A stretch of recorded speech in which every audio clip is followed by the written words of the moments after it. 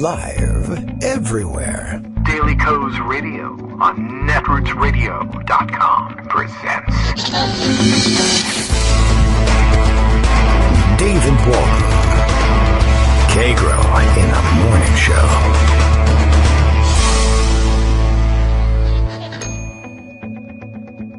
Now, here's David Waldman. Hey, good morning, everybody. How you doing? It is Monday, August 26th, 2019. Time for yet another show. It is Monday, although I guess we can't call it that anymore. The president has decided that he hates Mondays and has destroyed them with nuclear weapons. This is an obvious plan. People have been continually considering this thing for, decades now. It's just that he's the only president brave enough to admit it. That is, of course, unless he is afraid to admit it, which is, I guess, the state of things this morning. You all, no doubt, have heard by now that Axios, whether it's real or not, has decided to go ahead and report the story of the president allegedly, asking national security advisors and others, whether or not it might not be a great idea to use nuclear weapons to try to, break up hurricanes, which are, of course, highly organized storm cells, and to break them up with nuclear blasts as they approach the United States so they don't do so much damage in the United States.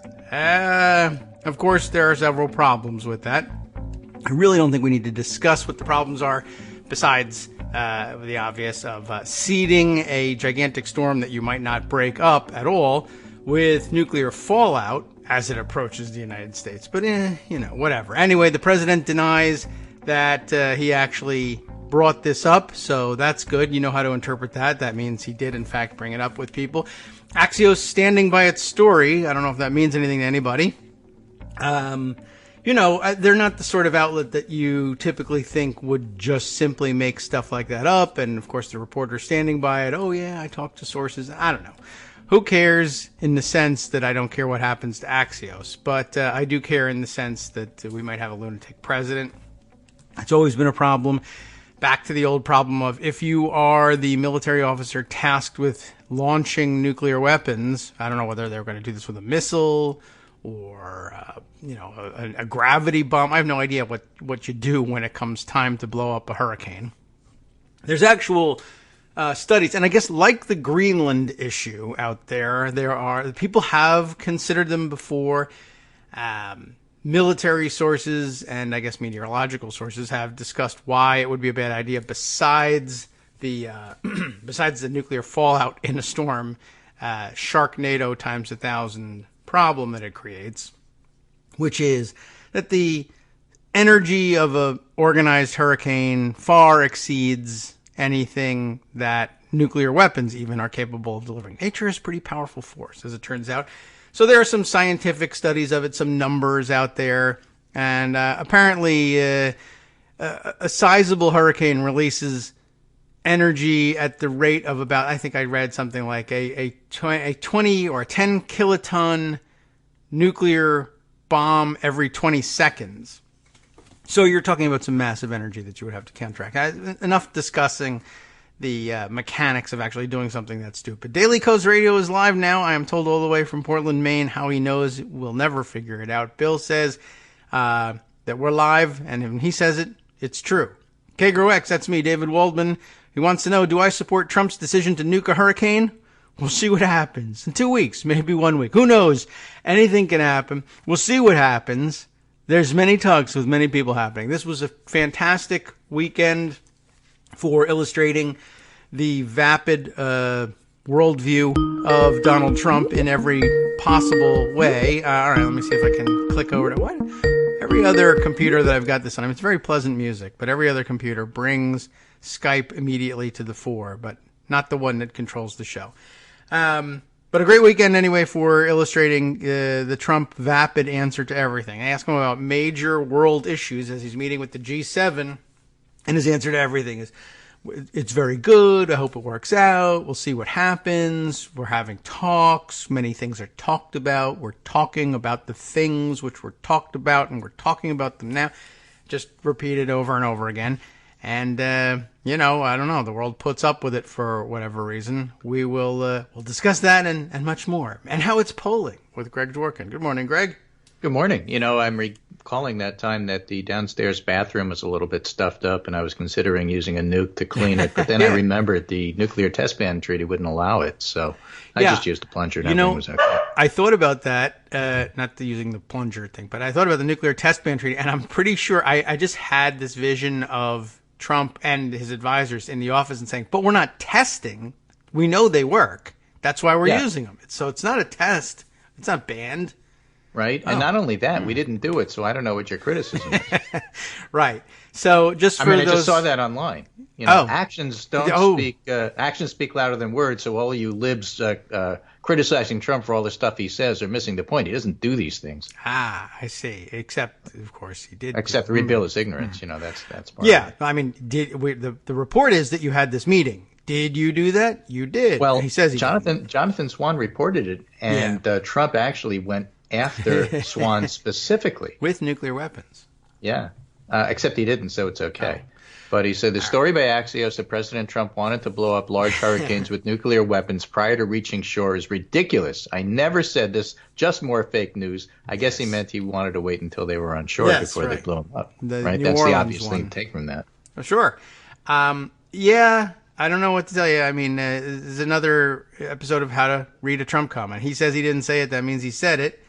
And, Well, Jonathan Swan says, I stand by every word in this story. He said this in at least 2 meetings during the first year and a bit of his presidency, and one of the conversations was memorialized. So he has notes. Huh. Well, okay. I mean, I don't know what to tell you. This was apparently, I believe that he asked the question. And then now I think they're also offering the defense of, well, this is a good thing for a president to ask questions, to think outside the box and to nuke the box. So everybody's kind of having fun with this. John Scalzi tweets, now I'm waiting for Tom Cotton to explain that actually nuking hurricanes is a terrific idea that everybody should be for. And in fact, I'm the one who suggested it to the president. That was immediate reaction. Lots of people were taking bets on who is going to be the first member of Congress to actually come out and say this is a great thing. This is the new Greenland, which was the new Kov-Fe is an actual word, which is another, example. Whatever he says, we're just making excuses for him. Well, Charlie Sykes had one better. He said, who will be the first pundit to write a column endorsing the idea? Will it be Hugh Hewitt? Will it be Mark Thiessen or Byron York? He actually had a poll on that. Oh, that's those are some good nominees. Right. And Rick Wilson said, because it's coming. You absolutely know it's coming. Now, whether he'll try this before or after he moves, it turns out he's also talking about holding I guess we have the job. The United States has the job of hosting the next G7 summit, and he's already talking up. He's going to have it at his Doral resort, which is lacking for bookings. So this will be a big revenue producer. Ivanka will do the catering and party planning. Yes, it'll be fantastic. Do we have the unilateral right to invite Russia and make it G8 if we're hosting? No, sure. It doesn't make it G8. Oh, he can just show up, but he could do that. I mean, they invited Iran to the G7, and Iran showed up, and spoke to Macron, and that doesn't make it G8. So just because he's there doesn't mean all of a sudden it's 8. Or 10 or 11 or 12. But there were more than 8 people. They'd rather not have him around. Yeah, that's another story. Yeah, I'm curious. We'll see what kind of political position he's in to try to invite Putin like 3 weeks before the election and say, I have nothing to do with Russia. Right. That's true. That would make things difficult. But a little awkward. Why pay attention to the truth? Duh. Yeah, exactly. So actually, National Geographic back in 2016 did a story about nukes and hurricanes, because this has been a thing for about 30 or 40 years. Yes, people have thought of this. They originally suggested it back in the 50s and 60s when people wanted to nuke everything. You know how chicken for dinner. There's a web page at the CDC about vaccines and autism because they need to have that because it's stupid, but they still need to have that. Now they do, yeah. Well, National Oceanic and Atmospheric Administration, NOAA, has a page on nukes and hurricanes. Yes, it's out there. And this National Geographic piece notes, needless to say, This is not a good idea, says Noah, in what is arguably one of the most succinct understatements on record. Yes. Noah knows what he's talking about when it comes to global disasters. Well, he's been around for a while. Yet because the nuke a hurricane myth won't die, Noah maintains a webpage exclusively devoted to debunking the proposal. Similarly, the U.S. Geological Survey, USGS, has an online report debunking divining rods and water dowsing. It's not always easy being a government scientist. And National Geographic goes on to say, there's also a slight problem that, in the words of Robert Nelson, a physicist who studies nuclear weapons, it's just wacky. Yes. Toxic. Right. For starters, yes, there's the issue of radioactive fallout, which would fairly quickly move with the trade winds to affect land areas and cause devastating environmental problems. Also, it wouldn't work because the key obstacle, as you pointed out at the beginning of the show, is the amount of energy required. Yes. And international law prohibits us from even trying. The Peaceful Nuclear Explosions Treaty, signed and ratified in 1990, limits the yield of weapons for non-military purposes to 150 kilotons. A formal acknowledgement you can't fight another nature, especially with nukes. Although maybe I could have used it in the bathroom if I used less than 150 kilotons. Yes, I think as long as you keep the yield relatively low, everything should be fine. Well, it's all about outcomes. We're very practical. How about giant fans that blow the other direction from the rotation? Oh, no, you can't. That causes cancer. Oh, right. Well, you can't do that. Nuclear bombs and radiation. Although I was happy to see that, as far as the cancer wind thing. Yes. Cancer wind. The wind is doing very well. Good. Wind is not having any issues after the 3 weeks of radiation treatment that Putin and the Russians did with that missile that blew up. Wind is back to work. Good. And working normally. Well, sometimes all it takes is a little radiation. And maybe that's part of the issue. Like, we're going to cure the Atlantic Ocean has cancer, and we're just giving it radiation treatment. Right. So Trump is over at the G7, or the G6 plus one, as people call it now, and having a good old time being ignored or berated or otherwise shown up by just about everybody there. Big meals. It's gotten to the point where not only did Macron say there's not going to be a joint communique, it's gotten to the point where every time Trump says he discussed something with the foreign leader has to come out and say, well, this is what actually happened.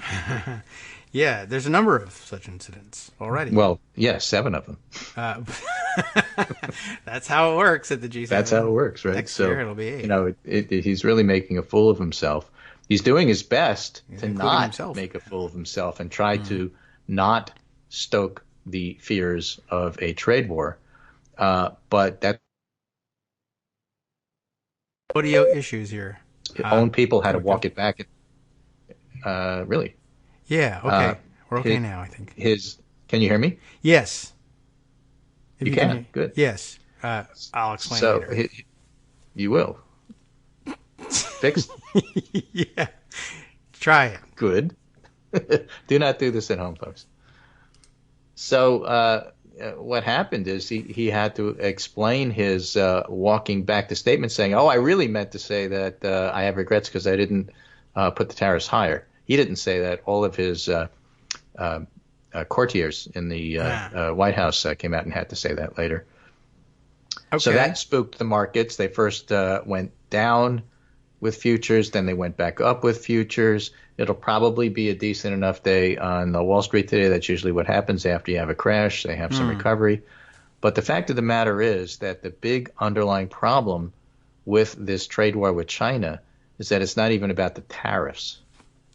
Okay.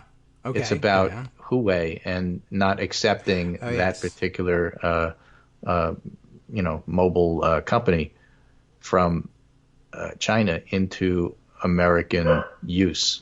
China really wants that. I guess they want to spy on everybody. Sure. And Trump is dead set against it. And that to the Chinese is much bigger than the tariffs, which they could absorb. And so without resolution on the Huawei issue, I don't see how the trade war gets resolved. Huawei. It's Huawei resolved. That, right? Yeah, that's the line we'll use when it's done. Okay, I believe, you know why the Chinese are not having trouble with the tariffs? Why? They're not paying for them. So, they're taxing Americans. Yeah.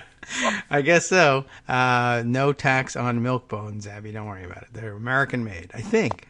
I'm not sure. And that may be archaic. Most dogs probably don't like those anymore. They want. We're still having some construction on the house. We're redoing a deck outside. All right.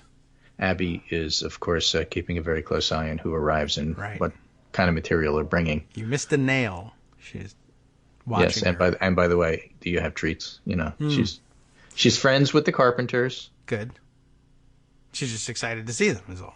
Yeah, but when she hears a noise inside and somebody's outside, she has to go out and take a look. So, right. Oh, there's noise out there, so I'm going to have some in here. Yeah, exactly. You can't just have all the noise fun outside. Anyway, yes. It's been a challenging week for Trump because, as you know, there are clouds on the horizon for the economy. It doesn't have to be a recession, a slowdown enough. That's a big deal. In fact, there is a Morning Consult poll on that came out relatively recently, which basically says that roughly half of Trump voters would at least partially blame him for a recession. 40% of people who voted for the president in 2016 would not hold him responsible for a downturn. Not 40% would not. That leaves a lot of people who would. Yes, more. Yeah, President Trump has promised a booming economy as a key part of his 2020 pitch, and because he's a pitchman, because he's basically a serial liar, it's really interesting to see him talk up stuff that he's done badly, and he's done everything badly. But voters, including his own supporters, might hold him to his promise. Trump got a taste of the damage an economic downturn could deal to his 2020 reelection last week when the Dow plummeted and the yield curve inverted for the first time since the lead up to the 2008 financial crisis. Since then, Trump has continued to publicly insist that the United States is keeping up its decade-long expansion. That would be the Obama expansion. While paradoxically, the White House has begun to discuss measures that would offset a recession. Things are going fine, and we'll use nuclear weapons to keep the recession offshore. Right. And that just is filling everybody with confidence. No, you misreported that. I didn't say anything about offshore. I'm perfectly happy to use them in Alabama. Well, then maybe should that recession come up from the Gulf, that's what we do. Trump might have good reason to feel anxious. Voters would overwhelmingly pin an economic recession on Trump, according to a Morning Consult political poll. So that is of interest. And that means that, he cannot escape the consequences of what's going on. Only 13% of Democrats wouldn't blame him. But when you're looking at all voters, 28% say he's solely responsible, 41% say he's partially responsible, and only 31% say, that's not the president. Of course, it's probably not the president, but that's not the point. If you're going to take credit for the stock market, you get the blame for the stock market. That's how it works. That is not how he believes it works. Right. Well, we know, but all right. So he also told aides, in other stories, that he's convinced that he could sell the idea that the economy is doing well to the public, even if it's not. Yes, right. I did see that. He's just cheerleading, I guess. Well, I'm my best. Just let me out there. Just take the chains off. And take the tape off my mouth and let me out there on the balcony, and I'll explain everything, and things will be just fine. Sounds about right. He's done so well with so many other things. I can't believe they haven't tried this already. Yeah. Well, maybe they have. Maybe it's not working. All right. Let's see what else. The G7, by the way, have agreed to an immediate $20 million fund to help Amazon countries fight wildfires. Is that Amazon.com? Yes. And the funny thing is that Leonardo DiCaprio is giving $5 million all of his own, so $20 million from a lot of rich countries doesn't really seem to be a whole lot. No, it doesn't at all. I saw somebody commenting, and I wasn't sure whether they were serious or not. I think they said something like they had a World Hunger Relief thing. Somebody pinned at $400,000. I don't know whether that's a joke or not. $20 million for I imagine it's several $1 billion to put out gigantic wildfires in the Amazon. But yeah, I mean, I'm hoping it turns out to be you can have $20 million right now, and then the rest of the billions will follow. But we shall see. We'll see. Even Trump is on board with stopping. He hates forest fires. He thinks that you should be raking, et cetera, et cetera. So I think he's big into the idea helping with that one. Not because it'll help the environment, but I don't know. I think he likes fire trucks. I suppose. To finish up on Trump at the G7, this is the plumb line writing as he was getting there. Trump is set to blow up the G7. And in so doing, he'll reveal the worst. And he has one of these pictures of Trump's face and Boris Johnson's face with the same kind of hair next to each other on this particular article, which is really creepy. In other words, Trump will claim his America First agenda a smashing success and throw that in the faces of our European allies, says Greg Sargent. And behind the scenes, such bravado is a lot harder to find. The Post brings us this striking report, quoting the Post. Top White House advisors notified President Trump earlier this month that some internal forecasts showed that the economy could slow markedly over the next year, stopping short of recession but complicating his path to re-election in 2020. The private forecast, one of several delivered to Trump and described by three people familiar with the briefing. You have to say it's described by three people or five people or seven people, because when Trump says ridiculous things, again, you have this tendency to dismiss them because, like, he's just bloviating. Not anymore, but the number of times that he says it is important because that gives you an idea of its salience. Yeah. And the number of people who report it is necessary because he's going to deny everything. So three people say that this is what happened. Contrast sharply with the triumphant rhetoric the president and his surrogates have repeatedly used to describe the economy. This juxtaposition, Greg Sargent writes, between Trump's planned public display at the G7 and his advisors' private economic terrors is striking. It shows that Trump's appearance will, in reality, demonstrate the very nationalist agenda he's touting is thus far a record of deep fraudulence and failure covered up with lies. Well, tell us how you really think, Greg. Yeah, well, it's opinion. That's just your opinion, man. Exactly. It's important to appreciate just how heavily Trump's political mystique relies on the constant middle finger he gives to allies and international leaders. It's central to the story he told in 2016 and the one he'll tell in 2020. Right? Yeah. So you had a picture of everybody ganging up on Trump in some previous meeting last year. Some sort of G. And, right? Merkel was lecturing him, if you remember. Trump was sitting there with his arms crossed in defiance. Right. One of the many examples of people suggesting that what Trump and Merkel were doing in terms of getting along with each other was not good. Not good. Right? Yeah. And one of my favorites was Merkel, with the caption that people added. And didn't I tell you not to hire Nazis? Yes. And what did you do? I hired Nazis. Bad. I mean, that was really, kind of the way that went. But, of course, to the Trumpists, that just shows that he's defying the world and everybody has to bow to him, as Omarosa famously said. And, of course, that ain't happening. It looked like a bow. But that's going to be part of his campaign. If they're losing and we are besting them, we must be winning. Forgetting the fact that interdependence is important and co-equals on the world stage is important to actually get things done outside of the borders of the United States, where you can't do everything by executive order. Right. This is not a concept that he has ever understood or accepted, nor has his right-wing white evangelical base, because that's who they are. Because in their worldview, Daddy tells everybody what to do and you do it or we beat you. Right. You're here by order to do it. Yeah, pretty much. So, that's basically something that he has pushed. And, there is a mystique to it. And part of the mystique is punctured, if and when he loses on something. It becomes a mistake after that.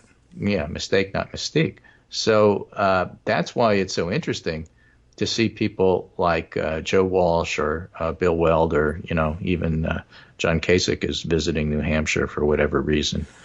If people get in the primary and start to primary against Trump, different than third party, which would be a terrible idea.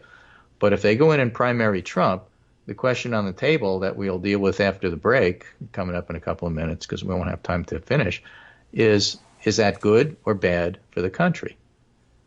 And is it good or bad for Trump, you could ask. I mean, it's not like Weld or Joe Walsh are going to beat him in the primary. And it's not like anybody on our side is going to like either one of those particular people issues and grievances with both. Weld did not play a positive role in 2016. Establishing third party altogether was not a good idea. And Walsh has a terrible track record. And as much as he has recanted and apologized for a lot of the same things that Trump used to do, Walsh used to do, he's never going to be an attractive figure for Democrats. But again, we're not talking third party, we're talking primary. And the question's going to be, is this going to turn into something, for example, that might get a John Kasich into the primary? And if that were to happen, that might be more of a Carter-Kennedy kind of primary situation than just having Walsh or Mark Sanford or any one of a number of other people who are thinking of getting in. The point is that if Trump is not only king of the Jews but king of America, how are people running against the king? How does that work? Are you really king if your subjects are saying we don't want you? And that's the underlying message that you get when people run against an incumbent president. Yes. If everybody's happy with you, why are all these other people running? If everybody thinks that you can't be beat, why are they doing this? Well, they're not yet, but they keep saying they will. So Walsh is in, and Weld is in. Oh. And Sanford is thinking about it, and Kasich, nobody knows what he's doing. Yeah, Kasich isn't doing anything, but okay. Well, I don't know. I mean, maybe it'll be exciting. I think the whole field should run again. I think Ted Cruz should get back in. And everybody. Well, I see. My point there is that just as Democrats say to never Trumpers, don't tell us who to nominate. Yes. We can't be telling Republicans, who they should run in the primary. We don't like Joe Walsh. That's not the point. We're not Republicans. To be clear, Republicans, I am doing it to screw you up. I'm the most honest troll there is. Absolutely. Okay. We'll be back to screw you up some more in 2 minutes. Hi, everybody. It's me, David. Let's change things up from the old fundraising pitch for just a minute and talk instead about how you can be a part of our show. If you've got a smartphone or any other electronic recording device, why not sit down and record a segment for us? Read us an important article and give us your take. Read one of your own original essays, or even just give us your commentary on something you'd like to share that's important to you. Then send the file to me at kagrox@gmail.com, and I'll try and work it into the show. Short segments, a few minutes in length, are easiest to fit in. And of course, I can't always guarantee that I'll be able to play everything, but if you've ever shouted at your radio or TV about something you wish was being covered, here's your chance to change that. Make the show your own. Send your submissions to me at kagrox@gmail.com.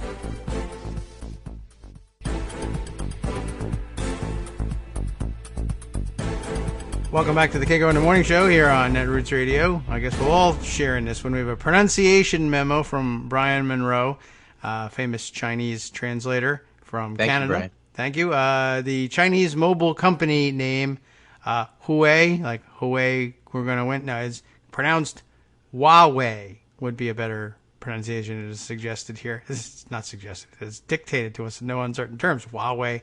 That's cool. Thank you. As you probably know, I mangle names all the time on the show. I guess really like appreciate the correction. Okay. The fact of the matter is that company is banned in the United States, so we don't have to pronounce it. Yeah, it's no way as far as I'm concerned. No way. Yeah. But they make cell phones, and cell phones have microphones, and they want very badly to cameras. have cameras, don't forget cameras. Government contracts. They would like very badly for government workers to carry Huawei phones, and that might be a bad idea. The CIA and FBI. Right. And Trump has wavered on it, so, I believe that with the right cake, it could happen. Yeah, we shall see.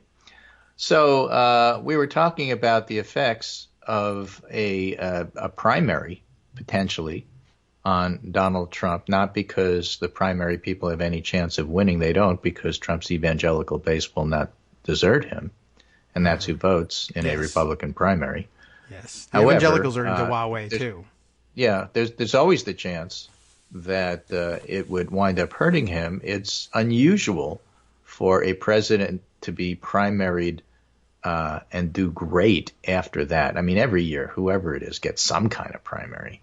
There's always somebody, might be some guy in jail in West Virginia, but there's always somebody who's going to primary you. Yes, not Don Blankenship. He's out from jail.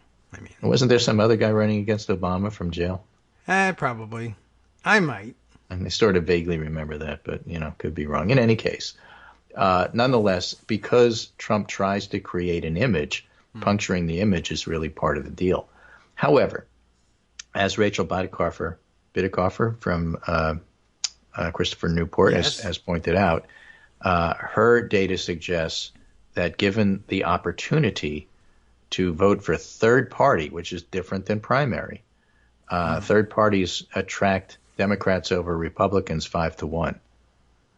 A lot of people don't like voting for X, but can't stand voting for Trump, and so they'll vote for third party and say, okay, I'm not responsible for Trump. Of course, doing that can well be responsible for Trump, but it makes you feel better if you do that. And that's why somebody like a John Kasich, for example, or for intellectual point of argument, not because I'm suggesting he's going to do it, a Bernie Sanders running third party would be bad for the Democratic Party. And you could see by looking at Bernie's appeal how that could be. So no third party is what I'm trying to say. Okay. I mean, I imagine the effects would matter what sort of what person we're talking about and what the third party is supposed to be about. Sort of. I mean, basically, if you want to protect the Democrats by running a third party, you have to run. You know that guy running in North Carolina 9 for that September special that's coming up? Yes.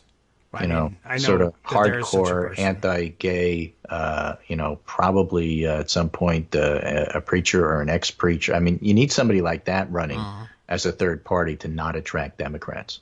Yes. So maybe a Joe Walsh could do that.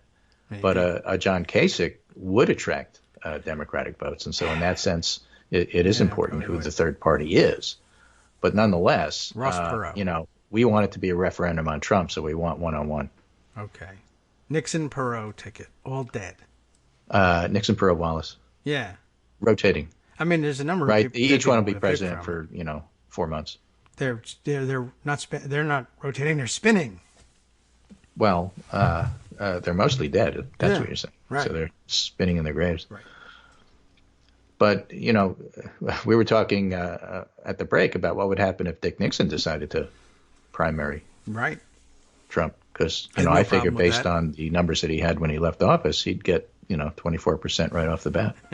That's pretty good for that was a solid 24% that would not desert him no matter what. Yeah, right. And some of them are dead. Yeah, that's the amazing. They'd still vote. Yeah, I think so, and I have no problem with it. I don't think it's unfair or anything. I still think Trump's dead. So, most people don't believe that anymore. So the politics of the primary are going to be interesting to watch. And, of course, it's almost, I hate to say, at the end of August. And once we get into September after Labor Day, which is coming up next week, then, quote, things start to be serious about politics, end quote. Oh, well, what are we going to do? We're going to watch. All right. That's basically what we do. One of the things that's going to happen is that Iowa's coming. Iowa's in February. Yeah. And that's not all that far. Right. Nate Silver has an interesting observation here. Joe Biden doesn't really have an enthusiasm problem. Oh. That's sort of a BS media enthusiasm. narrative. It's backed up. It's not backed up by the data, but he has something worse. Okay. He has an Iowa problem. Is that worse? Yeah. Nationally, Biden has as much enthusiastic support as any other candidate, but in Iowa, he does not.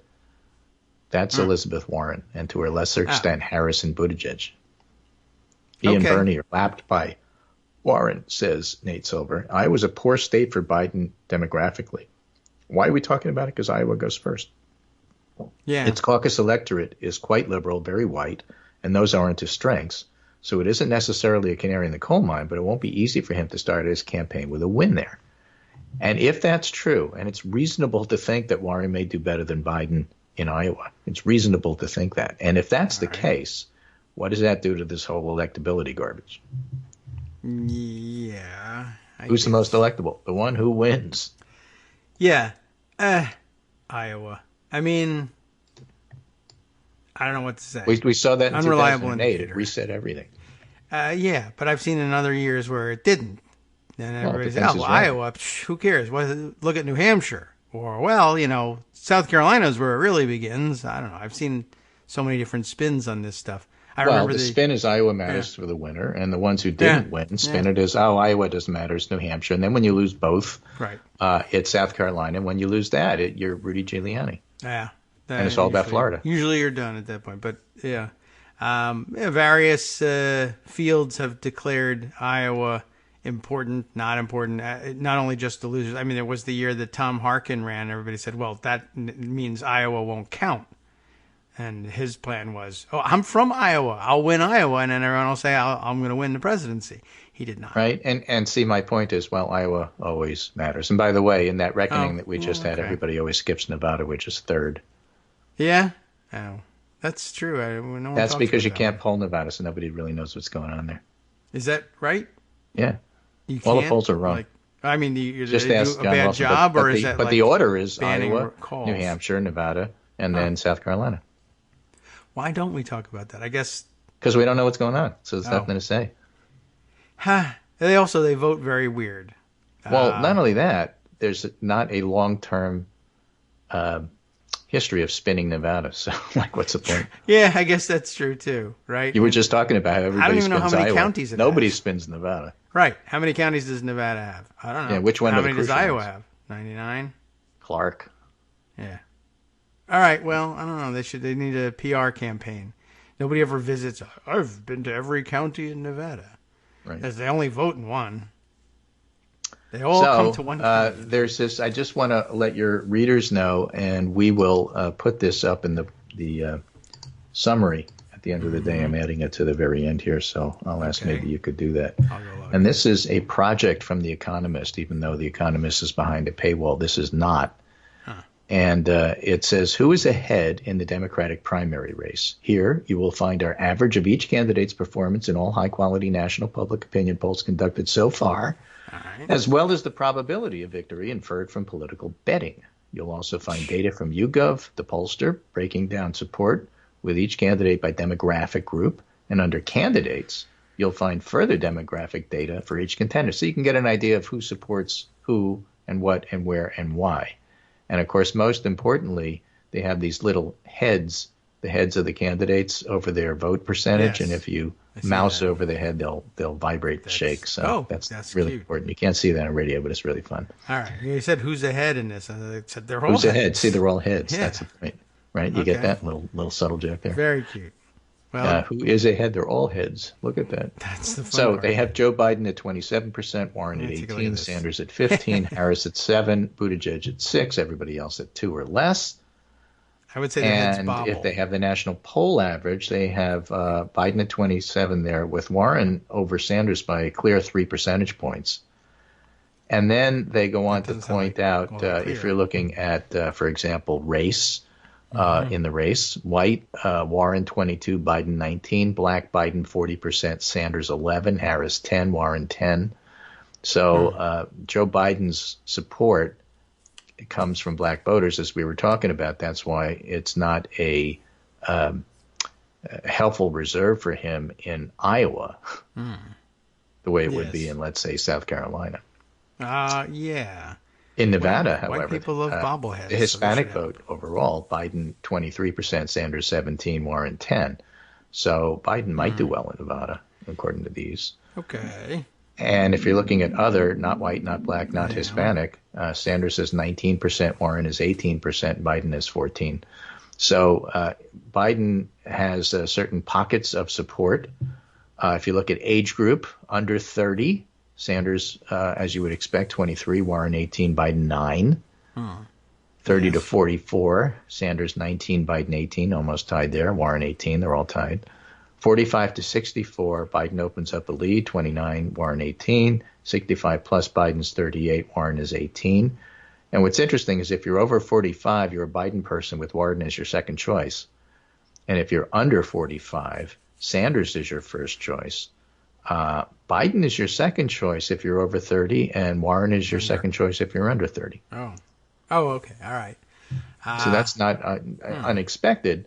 But again, people always say, oh, yeah, well, the kids, if they vote. It turns out that the under 45s are voting in pretty big numbers, and that's part of the whole Rachel Bitecofer theory that Trump brings out everybody to vote. And so your ideas about who votes and who doesn't vote really should be tempered by what happened in 2018, even if you can't directly compare 2018 to 2016, because one's a presidential and one's not.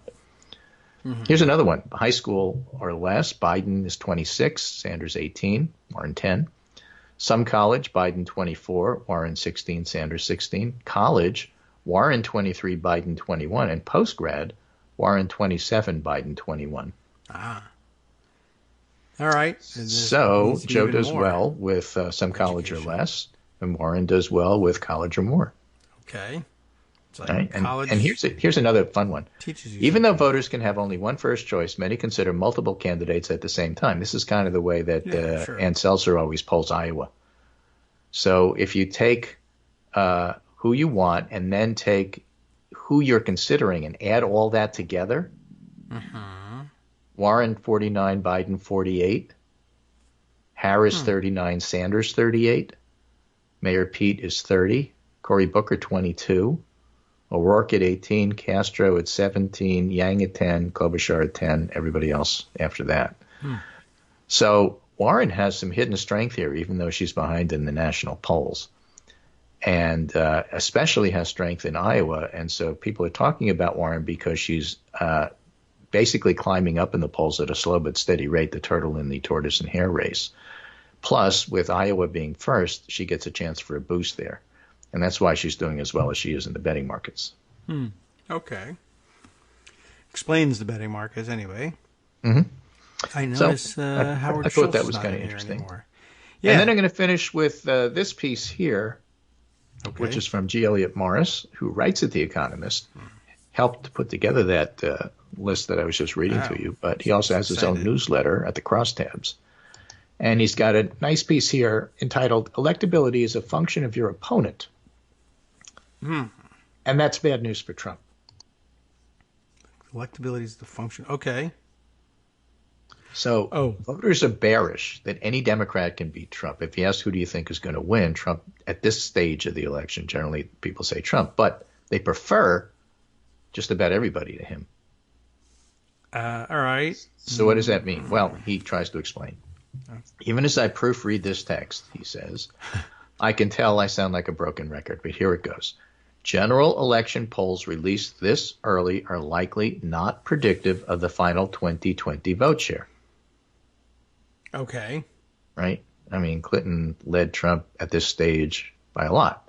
But perhaps we can still learn something from them. And here's what I see in the numbers. Donald Trump is deeply unpopular, faces a tough re-election battle, and performs roughly the same against different opponents.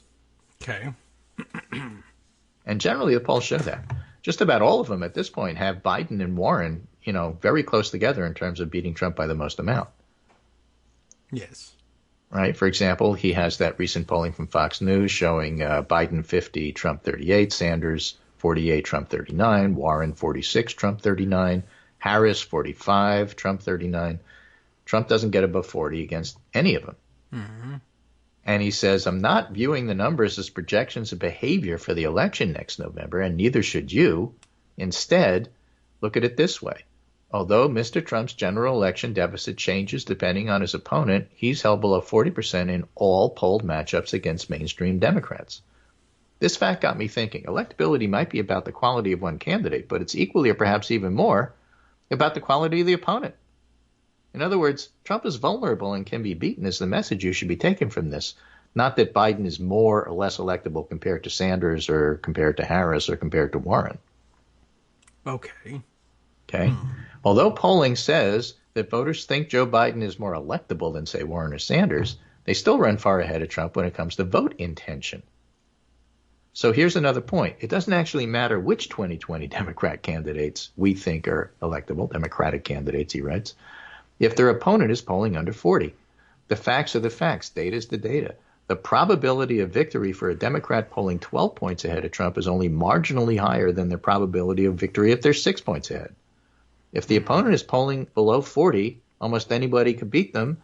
Or to put it simply, the problem is the opponent. So if our question is who can beat Trump instead of who has the highest probability of beating Trump, and usually I would caution against this binary thinking, but I think it's apt here. Maybe the conversation about electability should not be about how Biden or Warren can fare, but rather, how about Donald Trump? How's he going to do in the election? I would add, because people really don't like him, and he's not very good at his job. Well, nobody talks about that because his base. What about his base? His white evangelical base is not going to desert him. So what? You can't win with that base. Yeah, real. You've said that. You can't. You can't. You got to have extra people on board to do that. That's what happened in 2016. I think they were chased there by Comey and the Russians. But the point is, you can't win with just your base. Your base isn't the issue. It's everybody else. What about if numbers don't matter and you What about? Always what about? Here's another one from Polling Report summarizing a Monmouth poll from August 16th through 20th. Do you think that Trump should be reelected, or do you think that it's time to have somebody else in office? And they break it down by age group. 18 to 34-year-olds. Trump 24, somebody else 72. Okay. Right? Kids, get out there and vote. It's important. Yes. Otherwise, the Amazon's going to burn because it's going to be sold off to farmers trying to burn it. 35 to 54-year-olds. Trump 45, somebody else 50. That's often the most conservative group. A lot of those guys grew up with Ronald Reagan being president, and they think that's an idea of what a president's supposed to be.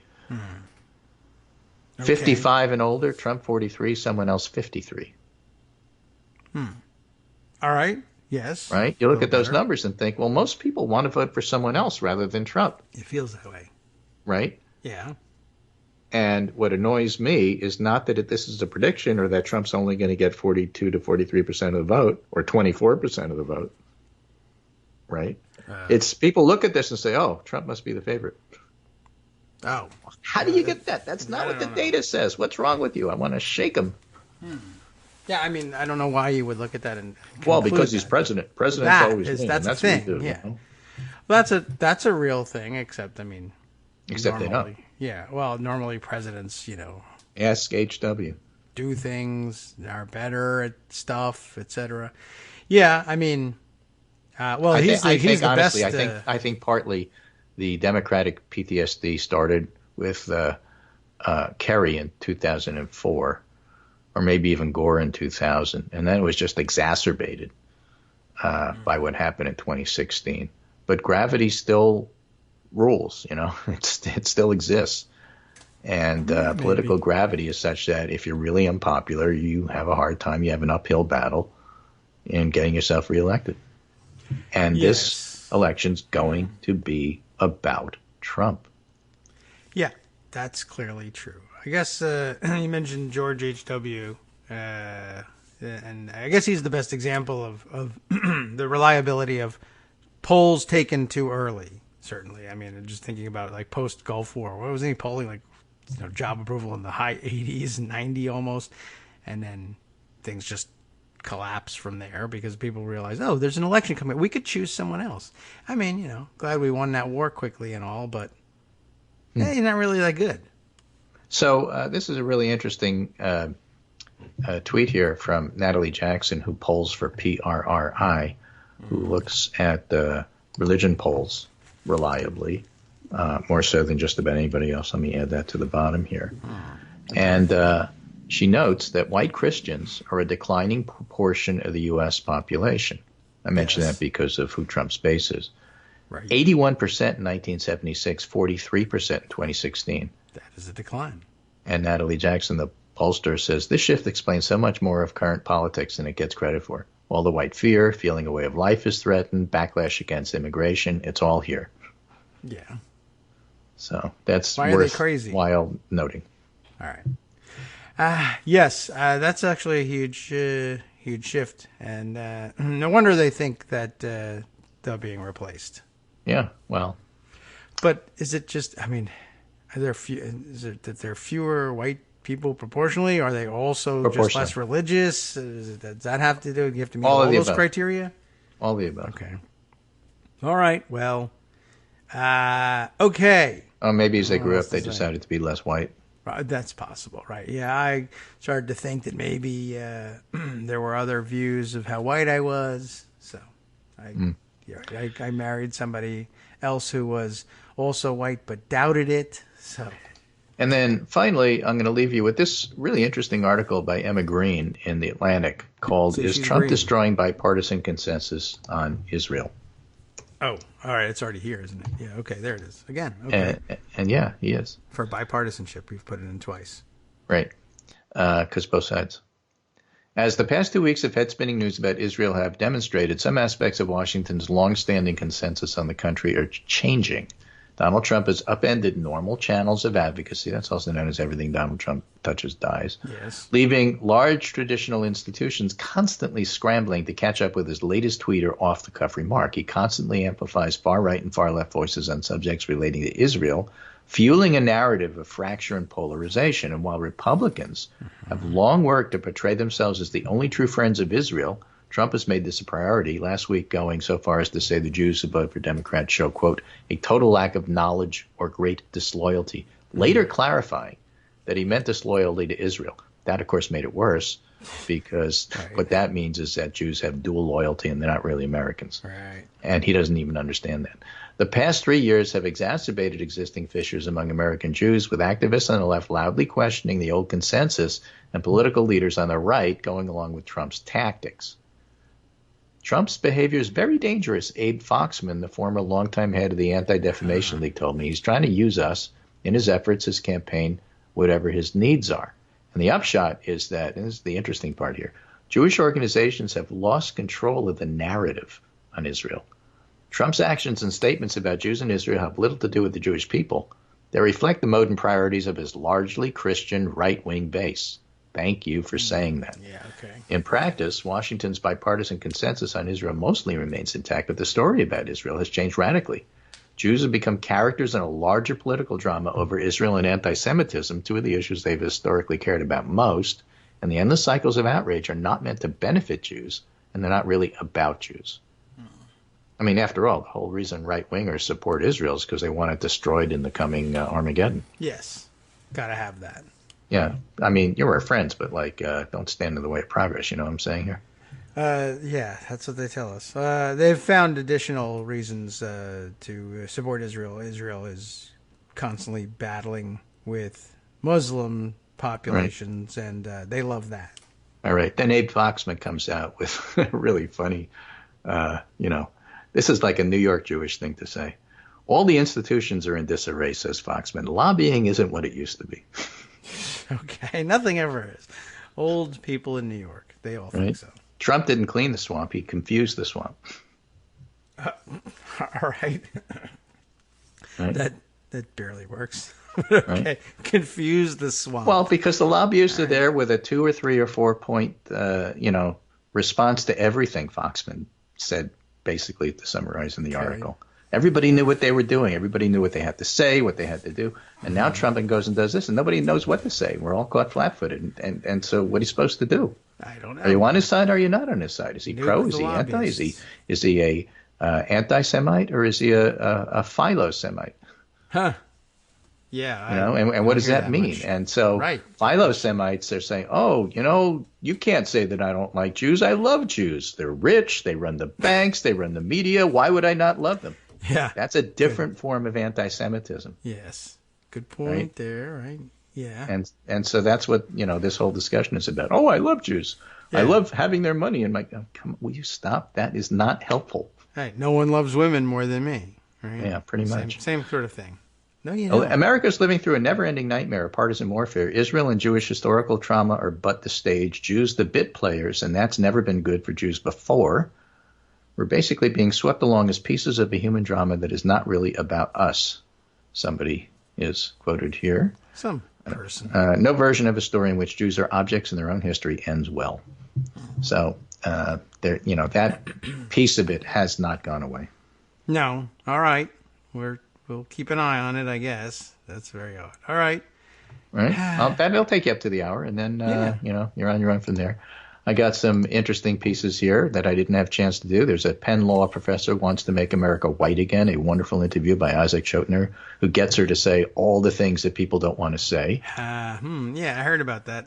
So that's there. There's a piece here about the Farmer sisters who tried to take on Jeffrey Epstein and why they were turned away. with some very interesting artwork that one of them does now. So that's from the New York Times. Okay. And I'll leave you with those things and go away, and I'll be back on Wednesday, and we'll talk again. Okay. Very good. Assuming that Trump hasn't used nukes in Connecticut to keep hurricanes away, because you never know. Well, right. Has he thought about where a lot of those hurricanes come ashore? I mean, well, that's what I'm saying. Mar-a-Lago, Doral will be ruined. Mar-a-Lago will be ruined. Okay. Well, all right. I hope he doesn't move them up your way. You don't get much in the way of hurricanes. Usually, not compared to those folks. Okay, yeah. But when Sandy and such come up here, they do pretty lot of damage, because it's really hard to miss the population centers when you're talking about the Northeast. That's all there is. Okay. All right. Well, thanks very much, Greg. I think that will bring us up to not only to the hour, but to almost to the break. We still have a minute or so before we have to do that, but I think we got a good agenda to go forward with. And I insist on taking it from here. How about that? Get out of here. Take care. Thanks very much. Talk to you again on Wednesday. And I'm glad you sent me this Farmer Sisters thing. I saw this mentioned here, and I said, I don't think I know who they are. But now I get a sense of this, and we'll see where it fits into the puzzle. Okay. Take care. And moving on. Then let's see. We are about 30 seconds or so from playing our music on the way out here. And I'll have to comb over all of the, no pun intended, all of the Trump stories still pending, and see where to take us in the second hour of the show. I mean, the difficulty with covering anything, any weekend for Trump is sorting out what everyone is talking about versus, well, what's really going to happen or what is actually an important thing. And nuking hurricanes is the right sort of distraction. And then, of course, you get even more mileage out of distraction if you deny that you ever said it and you get into a fight with the journalist. That's a story we have to come and get a hold on, too. The renewed fight with journalists from out of the White House after this.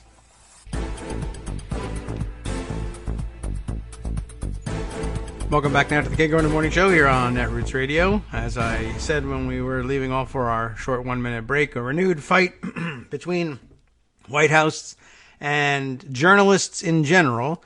The New York Times covered this one, much discussed over the weekend when we weren't talking about screwing up international diplomacy, destroying the Western Alliance, and nuking hurricanes. I think that covers most of the major stories. Actually, somebody does a terrific job of documenting on Twitter, things that happened just today or just this week, just to remind us of how fast-paced the craziness really is. And then all the excitement, I lost track of that. So I cannot credit them. But I credit them in spirit, but not by name. New York Times story from yesterday, August 25th, big day, August 25th. Actually, many of you who actually use Facebook are aware, whereas I do not, that it was my birthday. And also the birthday of, apparently, according to the President of the United States, who did this rather than talking about world affairs. He was at the G7, but he went back to the hotel to tweet birthday greetings to celebrities. Regis Philbin among them, and Sean Connery. So fantastic as well. And each year, actually, am I not reminded each year and surprised each year to find out that it is Armando's birthday on the 25th as well.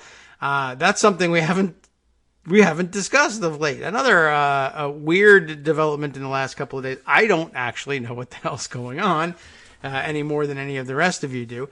So, but apparently Armando, as he does from time to time, and sometimes years pass in between these times, I guess got himself riled up excessively over, again, an issue of the primary. I hate the primaries, and I hate the primaries not only because of I dislike the way the candidates fight, but more than anything I dislike the way the supporters of the various candidates, or rather I guess I should say the opponents of the various candidates fight. And of course, what can I tell you? He's angry with Bernie Sanders staffers in particular, and supporters in general, I guess.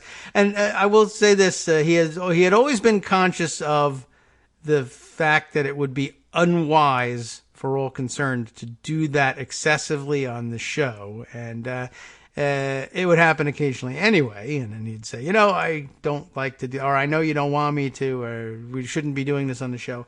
So anyway, I thought it was an interesting phenomenon anyway, just that it had happened. And then, so the facts as I know them, and I haven't looked into it, I'll be told what was going on at the appropriate moment. But okay, so he lost it yelling at somebody or another and was highly inappropriate in the choice of words, and that got him into a mess. And so what did I see? He had said that he had parted ways with the Daily Kos staff, or I guess at the Daily Kos staff. I don't know. I mean, they have a meeting and say, we can't have you as a contributing editor if you say these. I'll find out what's happening anyway. You probably know already. And but then the more interesting part was, okay, so he's not banned from Daily Kos as I understand it. But I'm a bit player in this whole thing as it is. It's been rather amazing watching people discuss it, but then watching them discuss what it meant for my own radio show without my, what? He's done what now? So he's not banned from Daily Kos. It's just, okay, you have no official role with Daily Kos. I guess that's the outcome that makes the most sense. I suppose if he had posted those comments at Daily Kos, they could possibly consider banning him under the, more restrictive rules they sometimes adopt during primaries to keep people from doing this. But, so I guess that's the right outcome, right? You can continue to post here. Don't post that stuff here. But, to the extent that you're going to be held responsible for what you say on Twitter, well, all right. Well, we wouldn't want your name in association, let's say, with Daily Kos at this point. Okay. Whatever. But then I started to watch people, debate the pros and cons of it and whether it was too much or too little or whatever. And then it got around to the discussion among people who are fans of hearing him on the show. And I'll tell you this, I don't have any directive from Daily Kos Central Office. I'm not even really 100% sure that there is such a thing as the Daily Kos Central Office. There is an office. There's a physical office where they work actually in Oakland or Berkeley. It's like right on a borderline. Anyway, point is, there's an office and they make official policy, but it's kind of a loose association as it is if you're outside of that office. I mean, I suppose they could call you up and say, yeah, we've made the decision that this is the way it's going to be for all things branded Daily Kos, as the radio show kind of is a Daily Kos radio. But I'll tell you this, I have never, in however many years it was that we decided we have been doing this, once gotten a communication of any kind from the Daily Kos Central Office saying things should be this way, that way, or the other, or you shouldn't have this person or that person. So I've had no direction like Armando can never come on again. That hasn't happened. But I see that being brought up in discussion anyway. There's people posting comments in these stories about Armando's incident saying, he's not banned, but he's can have no association with the show. And that includes Kagro in the Morning, which is news to me. My guess is, though, that I know Armando, you know Armando. What's probably happened here more than anything is Armando said, I regret that happened. And it's okay with me to part ways with Daily Kos. And probably the smart thing to do at this point is to not put the Kagro in the Morning show in any kind of weird position by calling in and saying, I demand airtime. So he's not going to do that. So I don't really know. But just for the record, if you're reading somewhere that there's been some sort of directive from Marcos or anyone else to me about the fate of Armando officially on the show, there hasn't been. It's implied, I guess, and I think we can all read between the lines and say, it might not be the most helpful thing at the moment. Although I'd like, for a minute there, I thought, well, wouldn't this be great? We could have an exclusive interview about what happened. And then I thought, well, no, that doesn't really make any sense. Everybody saw it happen. So And I didn't. So it would be really an interview for informing me. So what happened? I'm not asking that rhetorically so that we can tell the audience. I don't know. Tell me that. Anyway, so I don't know. It's been unaddressed. So I thought I'd address it, except that I have no information for you.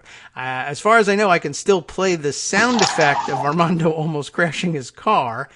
I think that's still allowed. And I don't know what else is allowed. And I don't think I'll ever get an official communication from anybody about it, and I don't want one. So how's that? Okay. So why did we talk about this? I can't remember. I think it was because, I don't know. But we were going to get to reading the New York Times article about Trump stepping up his fight with journalists. And, oh yes, right. It was an August 25th article. That's why. And it was Armando's birthday. Happy birthday, Armando. I hope you enjoyed it. Anyway, I sort of did. I was very busy. And Sean Connery, I hope you enjoyed yours too. I'm sure it went fantastic. There's a lot of celebrities born on August 25th, but that's because there's a lot of celebrities and a limited number of dates. There's no magic about it. Anyway, just to dissuade you from that. Trump allies target journalists over coverage deemed hostile to White House. You knew this story was coming, but officially it didn't come until yesterday. Kenneth Vogel and Jeremy Peters write for the New York Times. A loose network of conservative operatives allied with the White House, so you can't pin it on anybody in particular, is pursuing what they say will be an aggressive operation to discredit news organizations deemed hostile to President Trump by publicizing damaging information about journalists. This seems new and an escalation, I think. It is the latest step in a long-running effort by Mr. Trump and his allies to undercut the influence of legitimate news reporting. 4 people familiar with the operation described how it works, asserting that it has compiled dossiers of potentially embarrassing social media posts and other public statements by hundreds of people who work at some of the country's most prominent news organizations.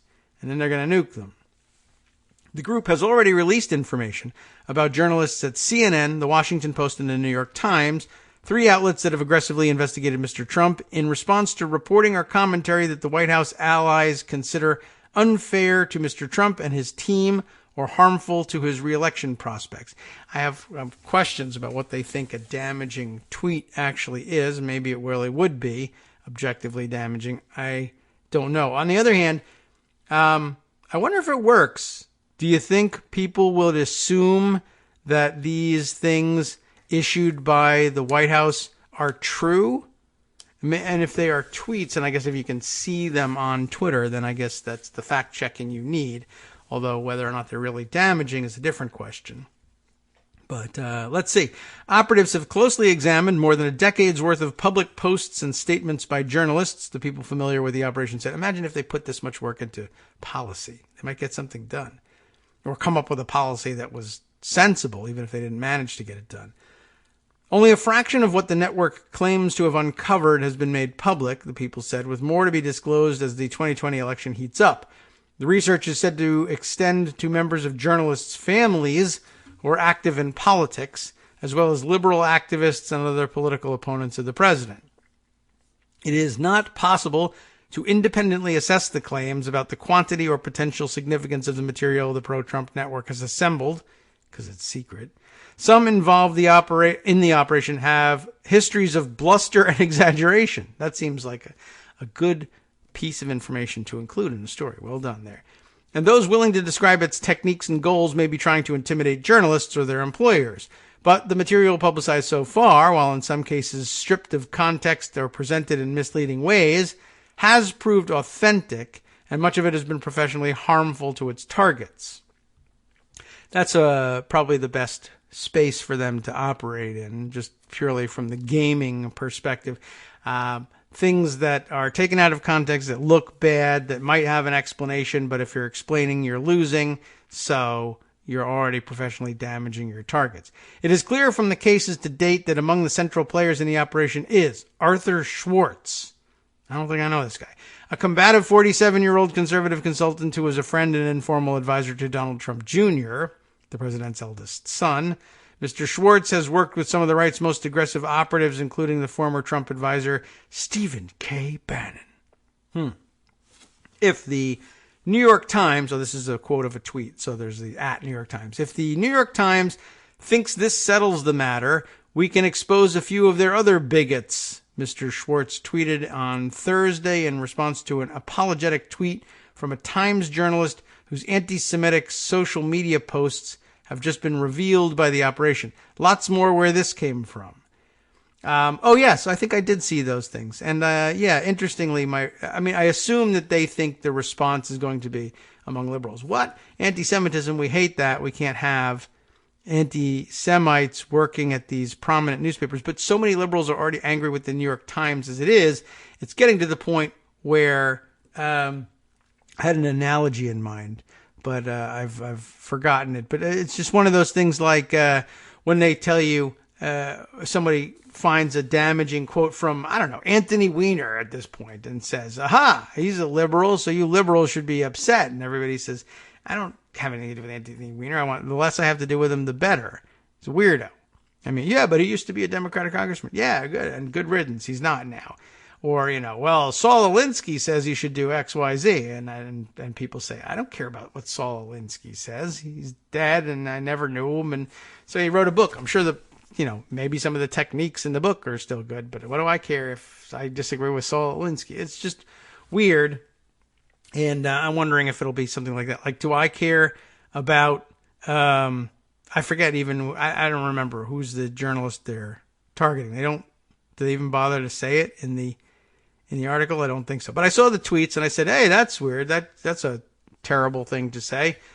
But I don't care. I don't recognize the journalist, and I'll read articles in the New York Times regardless, and I criticize the New York Times regardless. So I don't know how effective it's going to be, but we'll see. It'll probably be most effective against. What they want is to quiet individual critics of Trump, but I didn't even recognize this guy as particularly critical of Trump. So if his writing were to disappear from the landscape of the New York Times, I don't think I'd be any the less for it, and fine by me. But then again, if it's also fine for them, then maybe that's not so good. That is fine for the Trump people. Okay, so lots more where this came from. And I guess I'd want to know. Sure, tell me about New York Times anti-Semites. I guess I'd prefer to know. The information unearthed by the operation has been commented on and spread by officials inside the Trump administration and re-election campaign, as well as conservative activists and right-wing news outlets such as Breitbart News. In the case of the Times editor, the news was first published by Breitbart, immediately amplified on Twitter by Donald Trump Jr., and among others, Katrina Pearson, she's still alive, senior advisor to the Trump campaign, and quickly became the subject of a Breitbart interview with Stephanie Grisham, the White House press secretary and communications director. Well, they have their own internal ecosystem there. The White House press office said that neither the president nor anyone in the White House was involved in or aware of the operation, so they're not coordinating, and that neither the White House nor the Republican National Committee was involved in funding it. The Trump campaign said it was unaware of and not involved in the effort, but suggested that it served a worthy purpose. We know nothing about this, but it's clear that the media has a lot of work to do and to clean up its own house, said Tim Murtaugh, the campaign's communications director. Maybe. I am not, like, for instance, when we saw this Schwartz character saying, well, we're going to expose these bigots. Bigots exposing bigots is only mildly interesting and entertaining to me. It's always good to know who's a bigot, I suppose. And occasionally they'll insist that someone is a bigot who isn't. And that's when you'll be reminded that, don't take advice about that from people who are unabashed bigots all the time, 24/7. So, let's see. The campaign is consistent with Mr. Trump's long-running effort to delegitimize critical reporting and brand the news media as an enemy of the people. The president has relentlessly sought to diminish the credibility of news organizations and cast them as politically motivated opponents. Journalism, he said in a tweet last week, is, quote, nothing more than an evil propaganda machine for the Democrat Party. All of journalism is that. How do you like that? The operation has compiled social media posts from Twitter, Facebook, and Instagram and stored images of the posts that can be publicized even if the user deletes them, said people familiar with the effort. That's called just regular interaction with social media. People screenshot stuff like that all the time. When it's a Trump person, nothing happens.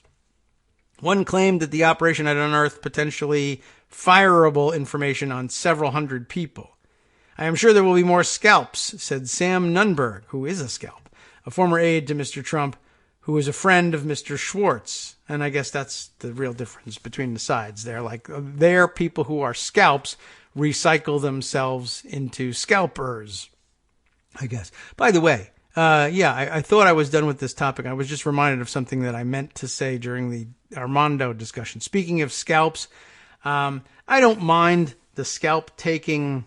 I don't love it, but I don't mind the scalp taking culture that we have. But I will. I'll caution this way. This is why, again, part of the I hate primaries thing. One of the most annoying things about the entire universe of the incidents surrounding what happened with Armando was, okay, he said this thing. He's held to some account. I am sure there are Bernie Sanders supporters and possibly others who think that there should have been more repercussions. Or maybe not. I don't know. But I'm guessing that somebody out there thinks so. So he said this thing. He's held to some account. There's some consequence.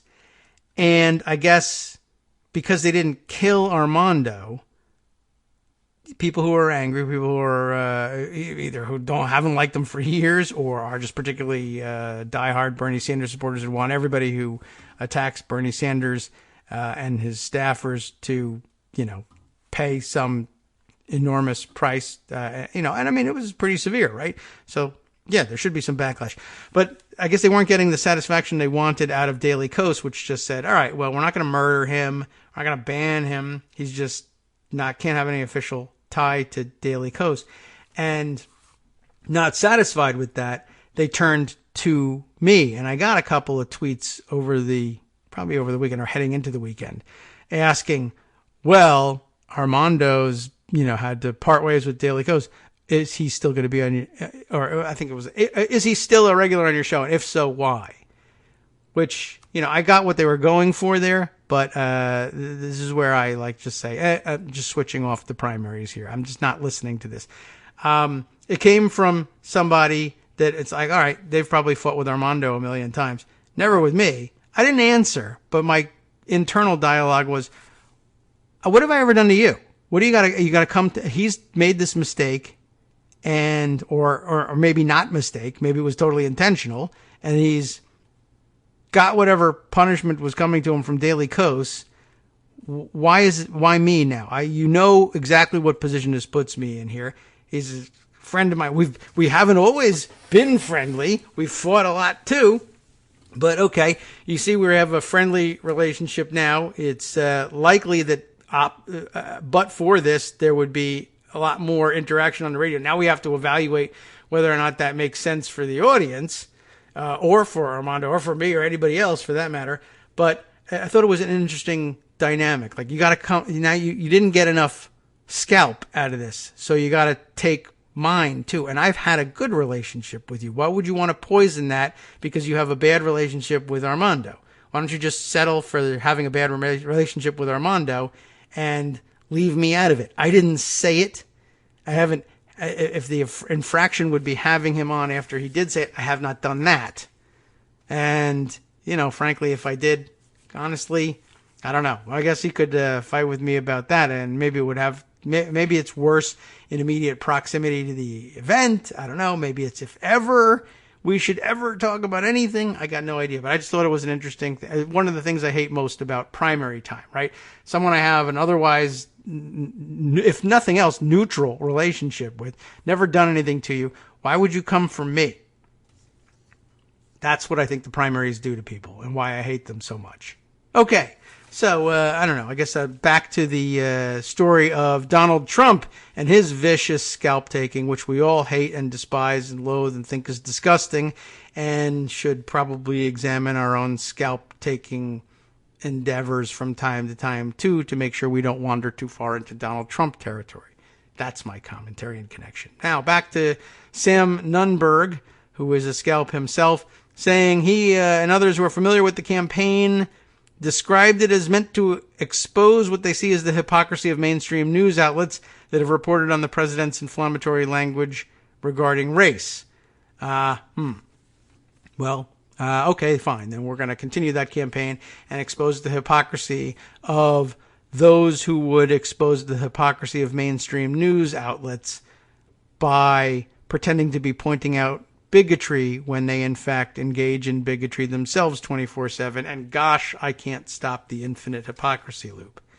Anyway, let's see. There's a picture here now of Arthur Schwartz, which is an obvious crop job. Somebody was going to be embarrassed about being seen in a photograph with Arthur Schwartz, but so they cropped that person out. And so here you see he's clearly like got his arm around somebody, but that person is out of the picture. Two can play at this game, he said, and I guess we're talking about Nunberg. The media has long targeted Republicans with deep dives into their social media, looking to caricature all conservatives and Trump voters as racists. But using journalistic techniques to target journalists and news organizations as retribution for or as warning not to pursue coverage critical of the president is fundamentally different from the well-established role of the news media in scrutinizing people in positions of power. I think that's quite true, actually. If it's clearly retaliatory, it's clearly an attack. It's clearly not journalism, said Leonard Downey Jr., who was the executive editor of The Post from 1991 to 2008. Tension between the president and the news media that covers him is nothing new, Mr. Downey added, but an organized, wide-scale political effort to intentionally humiliate journalists and others who work for the media outlets is.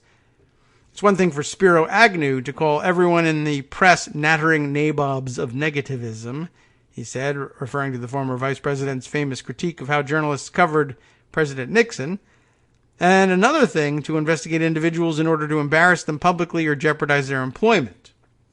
A.G. Sulzberger, publisher of The Times, said in a statement that such tactics were taking the president's campaign against the free press to a new level. They are seeking to harass and embarrass anyone affiliated with the leading news organizations that are asking tough questions and bringing uncomfortable truths to light, Mr. Sulzberger said. The goal of this campaign is clearly to intimidate journalists from doing their job, which includes serving as a check on power and exposing wrongdoing when it occurs. The Times will not be intimidated or silenced. Okay, well, there's probably nothing you can do to silence the New York Times, as much as many of us have tried. Okay. In a statement, CNN spokesperson here says that when government officials and those working on their behalf threaten and retaliate against reporters as a means of suppression, it's a clear abandonment of democracy for something very dangerous. There is a very serious issue at stake here, of course. And I don't know. So far, it hasn't been stated explicitly, but it looks like we're not all the way towards the end, not yet to the end of the article. But it's kind of why we have a First Amendment. You're not supposed to be able to leverage the power of the government to do this stuff in retaliation for criticism from journalists. And I guess the excuse here is for the White House to say, well, we're not using the leverage of the government. We're it's just allies of people who are in government and who run for government positions who are doing it. And I guess if no official resources are being utilized, I mean, I really doubt that they're actually towing the line on this, but if it were the case that they were actually obeying the law and respecting the Constitution and refusing to use government resources for this effort, it would, I guess, not necessarily directly implicate the First Amendment and free speech and freedom of the press rights. Although I will tell you that you would immediately be accused of that if the shoe were on the other foot. I mean, how often have we seen Republicans insist that if you don't like what I say and I sell a product on the market and you don't buy that product, that's a violation of free speech rights. It is not. But I don't know. I've never felt like we've actually benefited in any way by respecting the rules that they refuse to respect when it comes to interpretation of the First Amendment. But I don't know. Maybe a prize is forthcoming for this one. All right. Let's read a paragraph or two more before exiting for our last break. The operation is targeting the news media by using one of the most effective weapons of political combat, deep and laborious research into the public records of opponents to find contradictions. Yeah, I mean, that is a good technique. It works, right? Find contradictions, controversial opinions, or toxic affiliations. The liberal group Media Matters for America helped pioneer close scrutiny of public statements by conservative media personalities.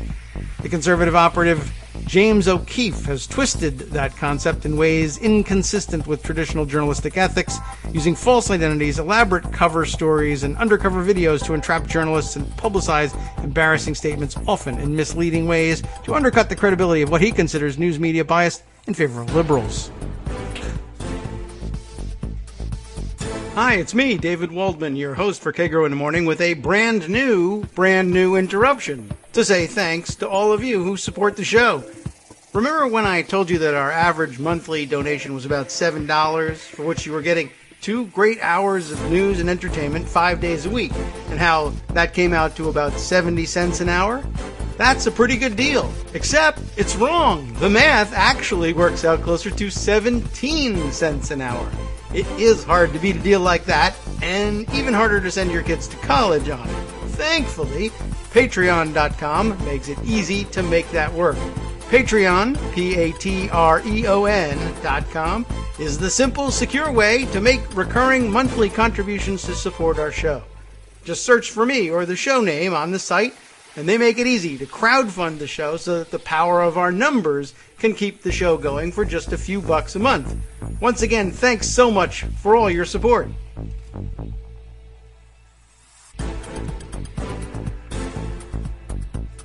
Welcome back now to the Kagro in the Morning show here on Netroots Radio. And, wow, all right.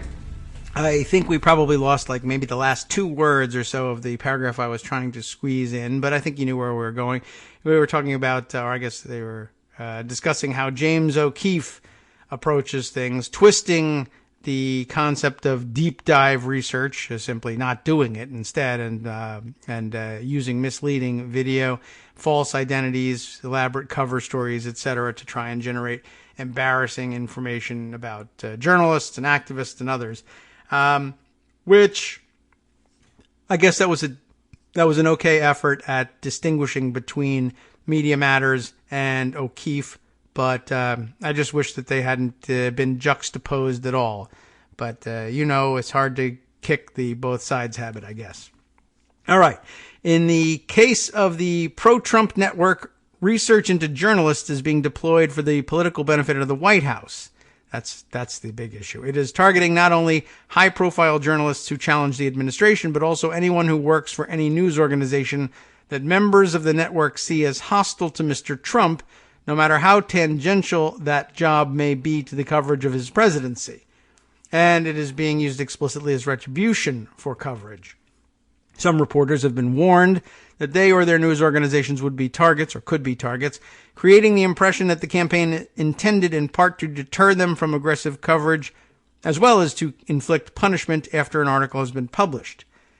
Trained as a lawyer, Mr. Schwartz has endeared himself to members of the president's family by becoming one of their most aggressive defenders, known for badgering and threatening reporters and others he believes have wronged the Trumps. I can't wait for the day to come when they have the opportunity to finally stab that guy in the back and he realizes, I was wrong from the beginning, like Scaramucci. Anyway, he has publicly gone after Republicans he views as disloyal, including the former White House Chief of Staff, Reince Priebus, about whom he admitted spreading an unsubstantiated rumor. Oh, really? That is linked. I'd be somewhat curious as to what that one was about. He called himself a troll on Twitter, which is where he has boasted of being aware of or having access to damaging information on dozens of journalists at CNN and at Times that could be deployed if those outlets ran afoul of Mr. Trump or his allies. Well, they already have run afoul of Trump and his allies, so get on the stick, dude. The operation suggests that he doesn't have what he says he has. Anyway, let's see. The operation's tactics were on display last week, seemingly in response to 2 pieces in the Times that angered Mr. Trump's allies.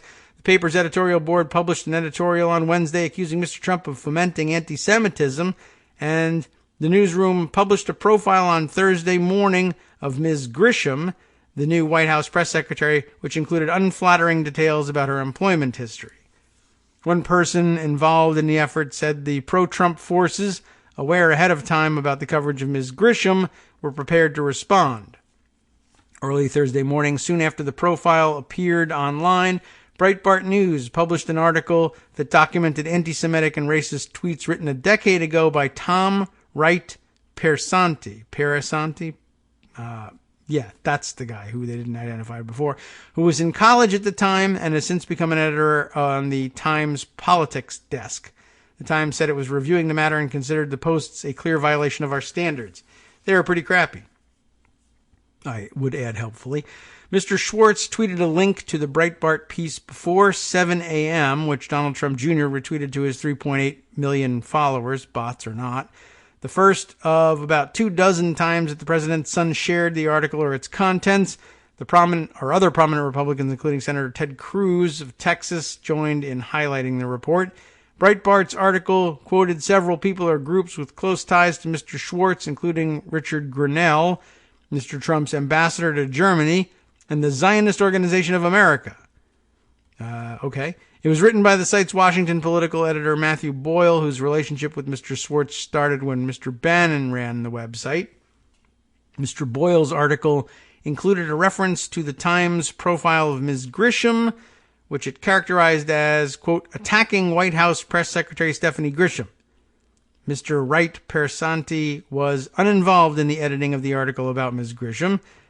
The tweets revealed in the Breitbart article quickly spread to other conservative outlets favored by the president and his allies, including the radio shows of Rush Limbaugh and Mark Levin.